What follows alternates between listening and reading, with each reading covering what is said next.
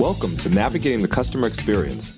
Want to improve your organization's customer service? Looking for insider tips to knock your customer socks off? Then you're in the right place. Here's your host, Yanique Grant. Welcome to Navigating the Customer Experience. On today's episode, our guest is Jamie Homen. Jamie is the Chief Customer Officer at Mural, a leading visual work platform. He's a change leader and enterprise productivity strategist, overseeing Mural's delivery of exceptional customer experiences across all segments. So without further delay, sit back, plug your earphones, and let's jump right into this conversation with Jamie. Welcome, Jamie. Hi, thank you for having me. Awesome. Now, we always like to give our guests an opportunity to share with us, in their own words, a little bit about their journey, how you got from where you were to where you are today. Yeah, thank you. So, excuse me, I've been in customer experience for just over 20 years now. Seems a little wild to think about that time frame, but I actually started my career answering phones as well, and honestly, never really thought that it would lead to becoming a chief customer officer. But in fact, that title wasn't really a thing back then. So I'm really happy to see the evolution of companies elevating customer representation to the highest levels of the organization. But started my tenure at Mural just about a year ago. Mural's a leading visual collaboration platform uh, with AI-enabled interactive workspaces that help organizations visualize the work that they're doing and unlocking new ideas to get to those outcomes faster. And I just feel like that's such a critical aspect of how customer experiences resonate, and then also how our modern companies are operating in such a remote environment as well. So it's just been a wild ride so far and 20 years in. All right, sounds awesome. Now, we are in a customer experience podcast, and it's important with your wealth of experience in customer experience and even in the role that you play at Mural, that we try to provide our listeners with some level of, strategies that they can use within their own industries. I think customer experience for the most part is pretty standard, whether you're serving customers digitally, face to face, or even over the phone. They have a need and the company is providing them with a service or product which hopefully can fulfill that need. If you were to identify maybe the top two or three things that you think are critical when leaders are thinking about their strategies, less financial driven, because I know companies are in business to make money, but how do we incorporate that and still ensure that we're meeting the needs of customers, even though we may not necessarily have all the resources to give them the fluff and the quality of the experience that they might be looking for? How do we bridge that gap? Sure. The number one area that we find is truly it's in alignment of our go-to-market teams, right? If you think about go-to-market teams as a product function, a marketing function, a sales function, and then ultimately at the end of sort of that whole loop is the customer experience function, handling things that may not go well, or ultimately things that you need to feed back into the business to continue evolution and making sure you're driving that good customer experience. It's about alignment across all of those functions. And so, from a customer experience perspective, we're often looking at how those teams are aligned upstream to make decisions with the customer at the center of those decisions. We actually did a survey this year of go-to-market leaders that represented different teams within marketing, sales, R&D, as well as customer experience teams.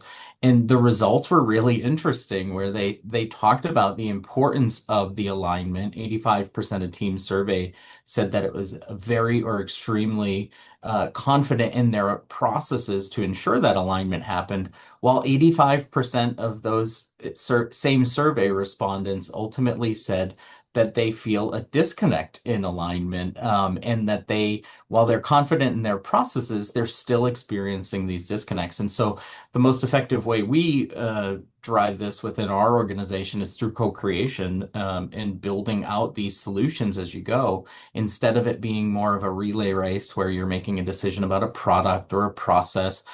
You have those voices at the table to create a better solution so that the customer ultimately yields that result immediately upon deployment instead of it having to be a bit of a disconnected experience after the fact. Hmm. And that's the number one approach that we find helps to solve for that.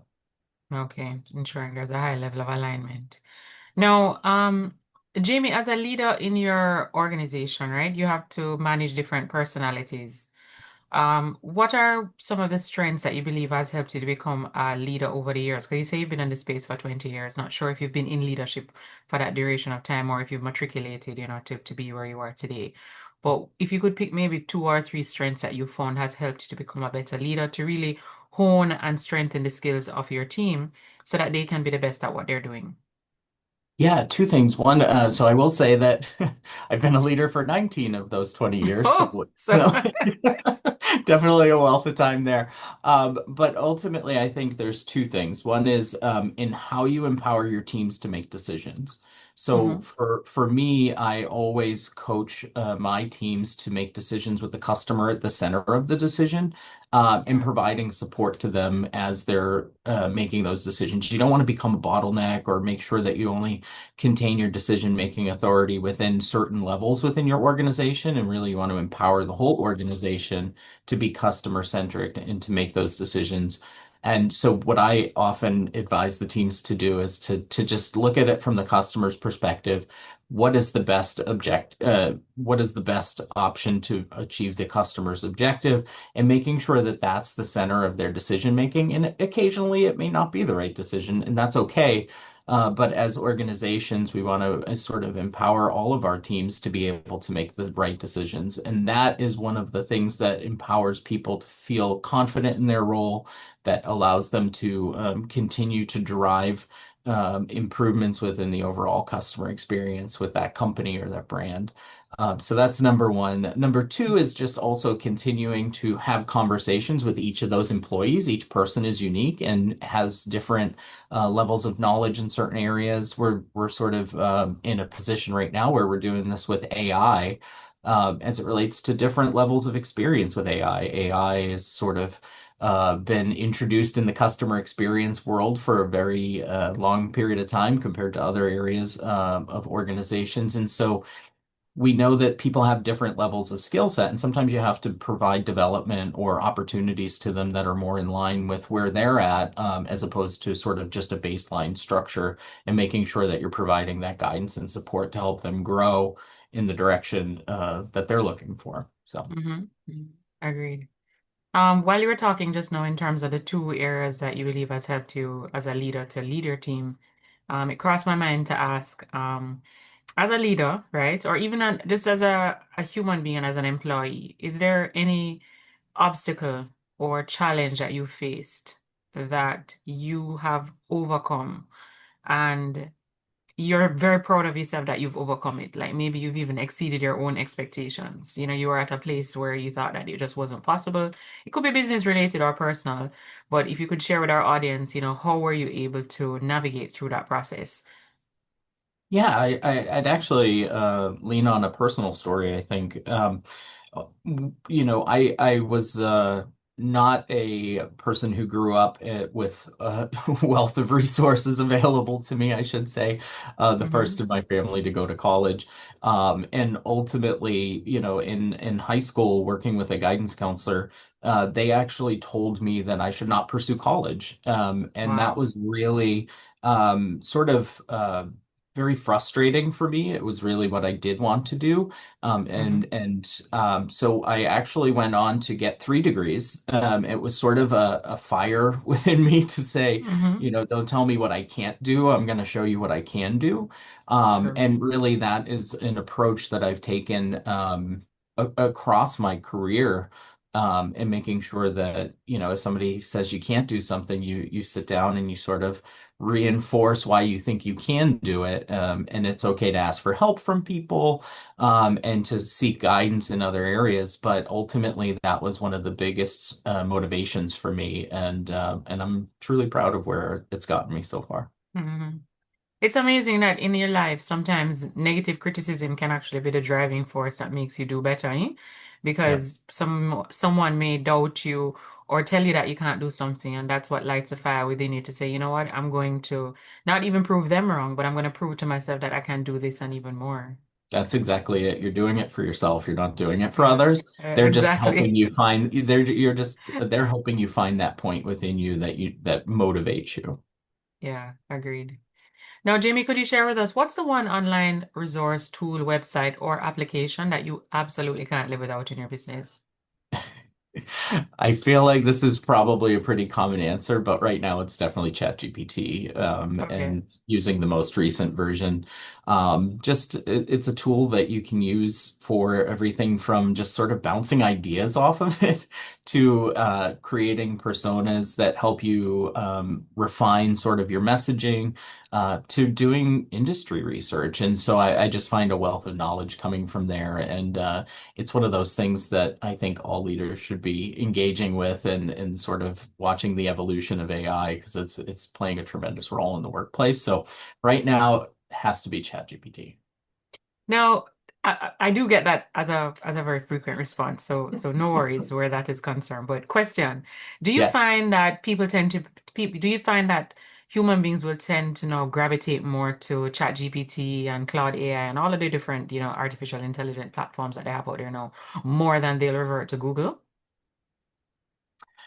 Um, I don't quite know that they are yet. I do see a shift, of course, because of the nature of AI today, and agentic AI, and sort of the human persona as opposed to the general search terms. But I do also acknowledge that there's some change in how people engage with AI, and sort of prompting, that's very different than how people over the last 20 years or so, excuse me, have gotten to used to searching on Google. It's a very different Hmm. experience and requires a bit of a shift.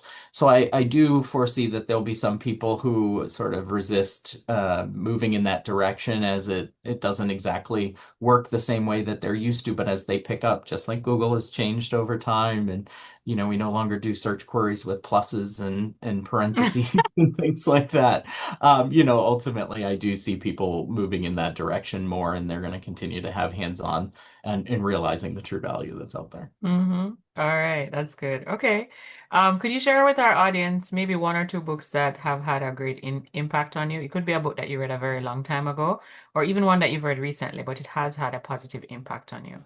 Yeah, I would definitely rely on a book that I read my first year as a manager, which was 19 years ago. So it's a bit dated in a way. It's kind of funny to read, but it's actually Managing Up, which is a book by Roseanne Badowski. Hmm. And she was the assistant to Jack Welch when he was CEO at GE. And the reason it's kind of funny is because if you read some of the references within the book and you think about the modern workplace, it's an interesting dynamic to see how work has shifted in 30 to 40 years with the advancements of technology. So the principles and concepts within there are still good and relevant to anybody who has a manager, which is essentially all of us. Hmm. And it's also applicable to sort of just human interaction, but some of the references there are pretty interesting when you're talking about faxes or memos, and you're living in a world of Slacks or email today, but still very relevant. Okay, so Managing Up. So we'll have the link to that books in the show notes of this episode. Can you also share with our audience, Jamie, what's the one thing that's going on in your life right now that you're really excited about? Either something you're working on to develop yourself or your people. Yeah, I'm actually very very deeply involved in our AI transformation within our organization, in making sure that we are applying AI across all areas of our business. And really, what I'm keenly focused on is how we leverage AI to pull together this wealth of information we have across the organization about our customers and ensuring that we just have this truly holistic representation of what's going on in our customers' world so that we can serve them better and make sure that we're integrating that feedback back into the organization. And along with that requires that we make sure that we are keeping an eye on evolution of roles within the workforce related to AI, the skills development and advancement that may mean for employees in the workplace. Some organizations think of AI as an enhancer of the customer experience and also of the workforce, and that's sort of my philosophy as well, is that it's not a replacement, it's an enhancer, because ultimately our customers are always going to be people, and there's always that human element that needs to be factored in. So I'm Agreed. just super laser focused on AI right now. Okay, awesome. Now, before we wrap our episodes up, we always like to ask our guests, do you have a quote or a saying that during times of adversity or challenge, you'll tend to revert to this quote? If for any reason you get derailed or you get off track, the quote kind of helps to get you back on track. Yeah, one that I sort of fall back on is from Albert Einstein. It's adversity introduces a man to himself. And it's a very introspective type question. And it's all, to me, this is all about how you reflect on how you overcome that adversity, right? So the scenario I talked about earlier is, sometimes negative feedback can be detrimental, or you can really take it to heart, but ultimately how you react and overcome that is on you. It's on you and how you look at life and the decisions that you make. And so it's one super simple, but one that I truly reflect on. Awesome. Okay, thank you for sharing. So our listeners would have tapped into this episode, Jamie, and they would like to connect with you online. They're quite intrigued with your story and they'd like to follow you and connect with you. Where is the best place that they can find you online? LinkedIn is definitely the best place to find me online. And just in case anybody was interested in reading a little bit more about that research that I was referencing earlier as well, that's available publicly at our blog, mural.co/blog. Okay, so the survey results are available there. Absolutely. Perfect. So I'll have that in the link of the show notes of our episode as well. So our listeners can easily tap into that awesome resource and that, Excellent. that data that you had collected. Awesome. All right, Jamie. Well, we are at the end of our interview. Thank you so much for hopping on our podcast, Navigating the Customer Experience.